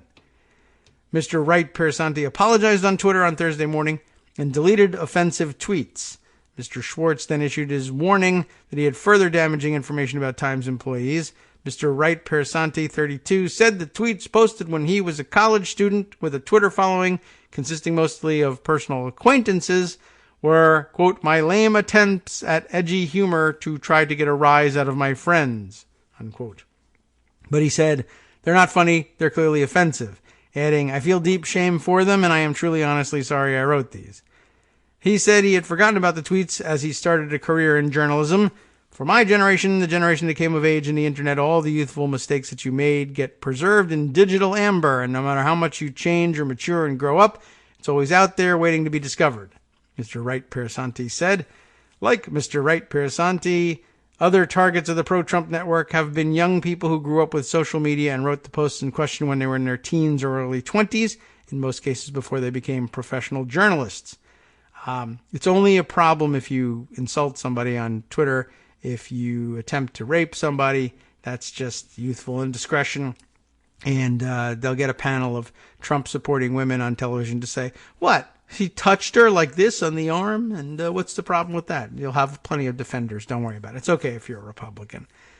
A week after a White House reporter for CNN sparred with Mr. Trump during a news conference, how dare you, Mr. Schwartz highlighted a tweet by the reporter from 2011 when the reporter was in college that used the anti-gay slur. Like Schwartz has never done this. Other similar tweets quickly surfaced, and the reporter apologized, though Mr. Schwartz continued to antagonize the reporter on Twitter. In recent months, Mr. Schwartz highlighted a nearly decade-old tweet in which a reporter for the Post had repeated in an ambiguous manner a slur used by a politician. In March, Mr. Schwartz tweeted a link to an article from Breitbart written by Mr. Boyle about a reporter from Business Insider whose Instagram account included anti-Trump references and a photograph of the reporter demonstrating against the president. Is any of this damaging? That's just not. In July, around the time, that's what I think. I think the bulk of their material is probably, well, look, they're biased. Well, they're biased in favor of reality and non-idiotic presidents. I am. So that's not damaging to me.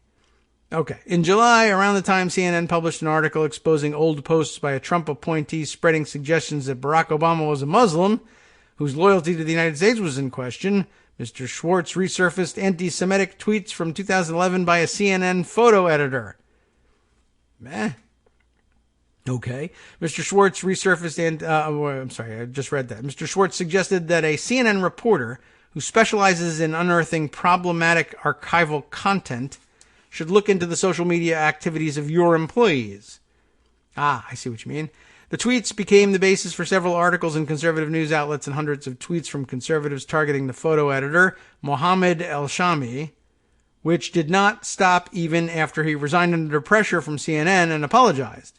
It felt like a coordinated attack, said Mr. El-Shami, who said he received death threats. It was overwhelming. Well, what do you know? Those attacks are resulting in death threats. That's hypocritical, and all of the people should resign from this network, but I guess they won't. Mr. El-Shami, who is now 25, said he posted the tweets when he was 15 and 16 years old, growing up in Egypt when he was still learning English and did not fully grasp the meaning of the words. I was repeating slogans heard on the streets during a highly emotional time in my nation's history, he said. I believe that my subsequent work and views over the years redeems for the mistake I made as a kid. I'm not familiar with this one. While he said he understands the severity of the harm of my comments, he questioned the motivation of the campaign that cost him his job. It is a very dirty tactic that they are using to cause as much harm as they can to anyone who is affiliated with these media outlets, he said. It actually feels like a competition, and every termination or vilification is a point for them. We've been through this before. Mr. Bannon, at the time the head of Breitbart, oversaw the site's efforts in 2015 to attack Megyn Kelly, then of Fox News, after she called out Mr. Trump for tweets disparaging women as fat pigs, dogs, and slobs. See, they didn't like it very much, I guess. In an interview, he said the work that Mr. Schwartz was undertaking should be seen as a sign that Mr. Trump's supporters were committed to executing a frontal assault on news media they considered adversarial. A culture war is a war, he said. There are casualties in war, and that's what you're seeing. Okay, I get you. So casualties it will be. Fantastic. You can't ignore the story, so we'll put it out there so that you're aware of what you see as you begin seeing it, even if it's ineffectual when you do see it. And I think the bulk of the stuff that they have is probably garbage, but some of it will cost some people their jobs, and we'll see whether it makes any sense to worry about, but at least you're aware of it. I don't know. Most things that they do just don't amount to much. So, I don't know. We'll see whether this is any different. Okay. Anyway.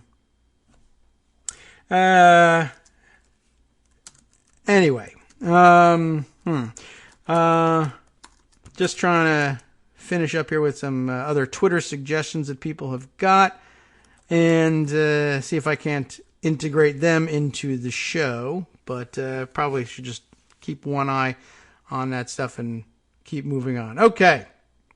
Let's see. I think that we're up to date on the comments here. Karen just chiming in before about the humor of the idea of Armando putting us in a weird position. I like Kagro in the morning show in weird positions. And, that can be a take too.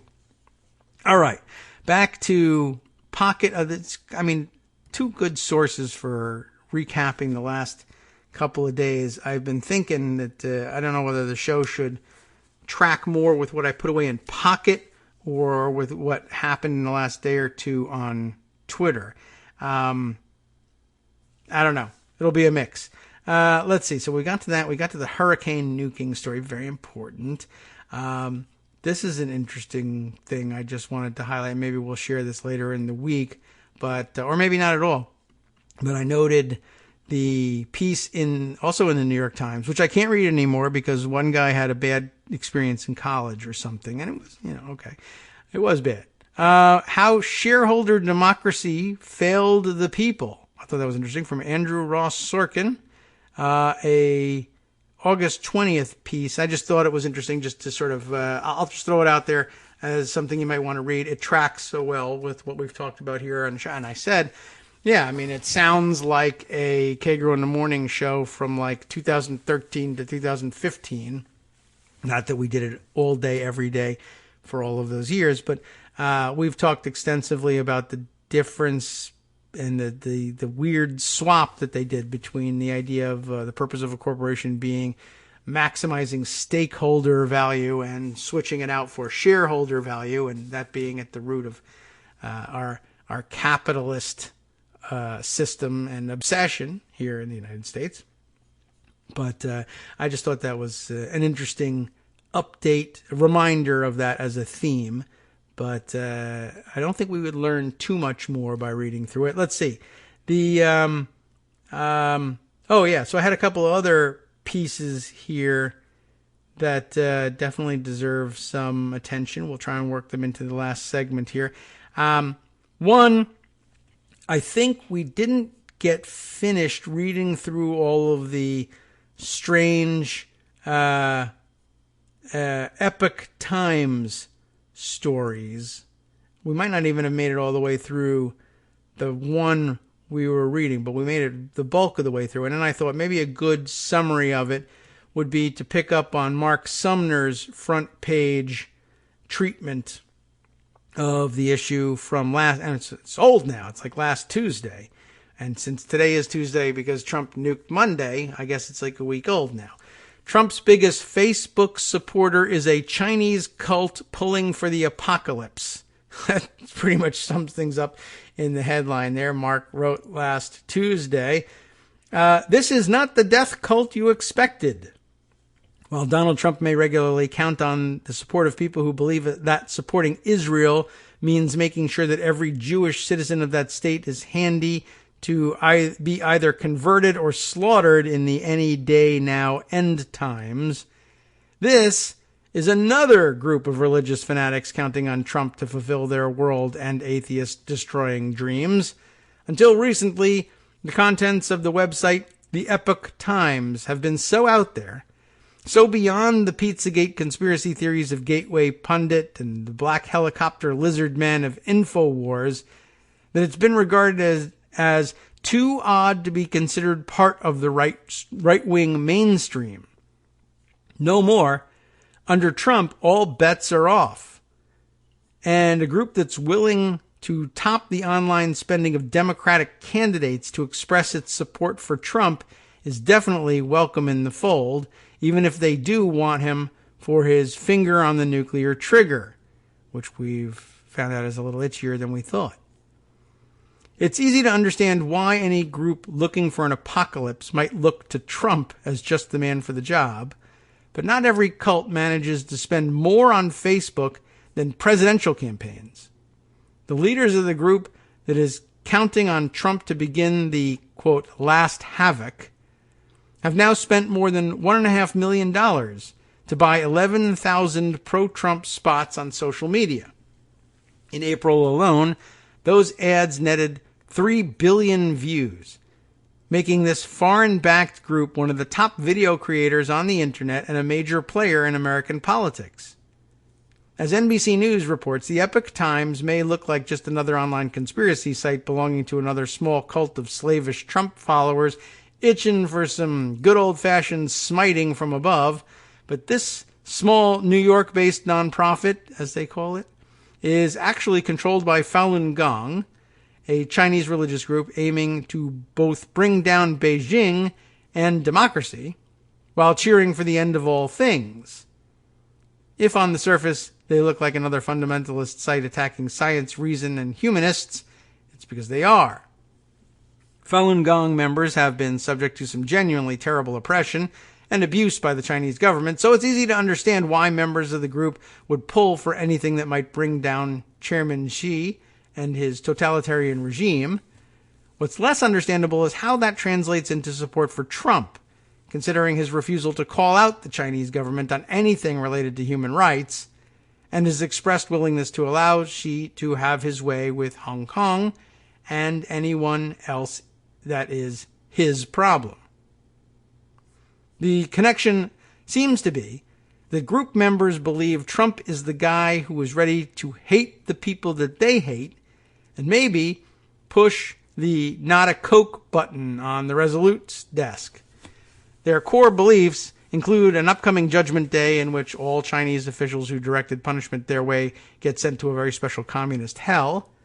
Of course, American unbelievers, liberals, and scientists will go with them. The level of spending and the number of views generated by the Epoch Times' ads has turned it into a Trump favorite. They've been frequently retweeted by Donald Trump Jr. and by Donald Trump's Facebook page, which, by the way, I guess should put in some context how seriously we should take the Schwartz stuff. Donald Trump Jr.'s second favorite thing to retweet is the product of this stupid network that has as its project personally attacking journalists. And his first favorite thing, and I guess a close contender, is crazy-ass Falun Gong sponsored Chinese conspiracy theory that was too weird for the wacko right until like a couple weeks ago. Anyway, that's not all. The Epoch Times earned an interview with daughter-in-law Lara Trump in Trump Tower. Remember that? Yes, they've been rewarded with interviews of Trump cabinet members. They even took the stage at CPAC and interviewed Republican members of Congress, including Mark Meadows, along with conservative stars, that enclosed in quotes there, like new Michael Flynn attorney Sidney Powell. The religious group still runs the occasional ad on YouTube ad or YouTube video on religious freedom in China, but by far the majority of its work is dedicated to defending everything Trump. That means freedom love of this group from China hasn't stopped them from screaming about the horrors of immigration or joining in the attacks on the religious beliefs of Representatives Ilhan Omar and Rashida Tlaib. And it hasn't kept them from running thousands of ads about Spygate and calling for indictments against the usual list of Trump targets. There's little doubt about why Falun Gong is hanging tight with the Trump campaign. Beyond cheering for Trump to bring it all down during what's known as the final period of the last havoc, their beliefs mingle pseudo-ancient mysticism with, quote, extremely conservative cultural worldviews, unquote. That includes a belief that all atheists are bound for a properly evangelical level of eternal torture, that evolution is a deadly idea born of the red specter, and that homosexuality is a crime equivalent to international terrorism. In a strong parallel with Trump, the group teaches about, quote, the blind arrogance of the world scientific community, unquote, and the, quote, limits of the scientific paradigm, unquote, and attacks both archaeology and geology. Wow. To defend a kind of creationism akin to that expressed by the most fundamentalist churches in the United States. The leadership emphatically does not believe in climate change and supports climate change deniers. They support racial purity including miscegenation laws. Falun Gong also has no fondness for the basic idea of democracy, which is seen as too individualistic. What a weird group to ally yourself with. But, enemy of my enemy, I guess, is what's working over there. Other highlights, and by the way, Falun Gong may not be the enemy of Trump's enemies. It's just that they're willing to say so that they get influence with the Trump administration, because that's the way it works now in this country. Flatter the president, and you have a best friend in the White House. Other highlights include a belief in shape-shifting aliens who once inhabited the earth, and that Falun Gong's leaders can both levitate and walk through walls. That guy should be president. How that fits in with a support for Trump is unclear. Trump can't even walk through doors. What are you talking about? But it certainly sounds like a story that would work well on InfoWars. And they run a dance troupe that sings about the evils of evolution, feminism, and race mixing. Yes, we did discover that. That was alleged in the story we were reading at the end of last week about Shen Yun. And it's funny because, of course, we don't speak Chinese, so we just thought, they're singing traditional Chinese songs and dancing around in traditional Chinese costumes. And as it turns out, it's Falun Gong propaganda, and we have no idea. And it's a little bit like going to get Chinese characters tattooed on yourself, only to find out later on that it means something lewd or otherwise ridiculous. Although I don't know how reliable those translations are. I love those sites that show that stuff and then tell you, oh yeah, this guy thought he was getting a tattoo that said power, discipline, focus, and instead he got one that said, rice, egg roll, and wonton soup or something like that, something off of a menu from a Chinese restaurant or something. But then I realized, I don't know. I laugh at it. I don't know what that says. What if that guy is making that up? And it really does say power, discipline, or it says something completely different. I would have no way of knowing. Anyway, I guess there's a little bit of what's going on here with Shen Yun, too. So they're propagandizing to us, and we don't know it, so they got one over on us, except we didn't understand it. So as propaganda goes, it's the worst. Right? Dropping leaflets in Chinese is not going to do too much. But don't tell them that. We just get to enjoy the dancing. I just go for the dancing, man. All right. Anyway, right. We found out that they think that Falun Gong leaders can walk through walls and levitate, but not real sure about why they like Trump exactly. If all of this sounds like someone sat down in 1990 to gather up the worst of fundamentalism and Scientology, then lightly covered the whole thing with a veneer of rediscovered ancient beliefs that never existed, you got it in one. The persecution that Falun Gong has received in China is more than regrettable, it's criminal. Tens of thousands of its practitioners were arrested at Tiananmen Square, and the group was deeply involved in efforts to end the rule of totalitarian Chinese leadership, even if they were less than interested in replacing them with a secular democracy. The abuse of Falun Gong within China represents exactly the kind of human rights abuse that Trump should be fighting, but actions in the United States show that a group ostensibly founded to defend religious freedom in another country can become a major player in the politics of the United States, so long as it puts aside those original goals and concentrates on hating the right people and buying enough media. So, a confusing tale, to be sure, but I thought I would, it didn't do anything to alleviate the confusion, but I guess it just tells us that we're all pretty much in the same boat on this one. Okay, so what else have we got here? Oh, look at this. Here's a suggestion for us. Now, are you trolling us? The mighty OCD saying, call Armando. Right, he'll straighten out the Falun Gong thing. He knows all about that, I'm sure. I don't think that's in his wheelhouse. All right, other stories. Well, one story is we're almost out of time.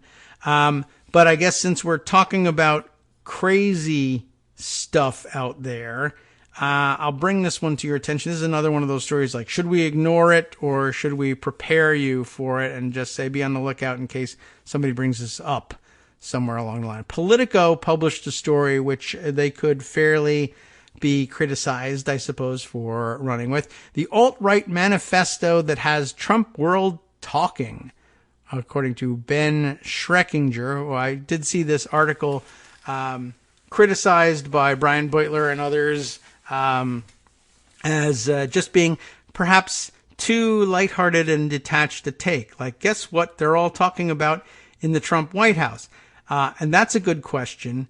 The answer is a wacko neo-Nazi manifesto written by a guy using, I think, the pen name of Bronze Age Pervert. And honestly, that's just enough of a story right there. Everybody in the White House is reading something by Bronze Age Pervert. And now people pick dumb online handles. And sometimes they have good reasons for it, and sometimes bad, or sometimes they outgrow them, but they stuck with them for identity purposes, and that doesn't necessarily take away from their content. But in this case, they hew pretty closely to one another. So an anonymous book author has lit the online right on fire. I wish he really had, including some in the president's orbit.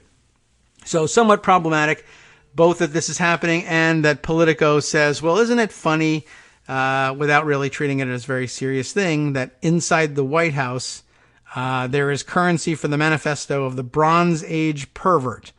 A manifesto, by the way, quickly, we'll skim some of it, in favor of nude sunbathing, written under this pen name, where, did we ever figure out Rand's first name? Is it Ein, does she say, or Ann? I don't know. When Rand's Atlas Shrugged inspired generations of libertarians to enter politics, and Aaron Sorkin's The West Wing did the same for idealistic liberals, a cohort of young right-wing men are today gravitating towards the Bronze Age mindset. That's the self-published book by Bronze Age Pervert, urging them to join the armed forces in preparation for the onset of military rule. Another criticism right up here is, really, a neo-Nazi manifesto is the same thing as liberals liking the West Wing?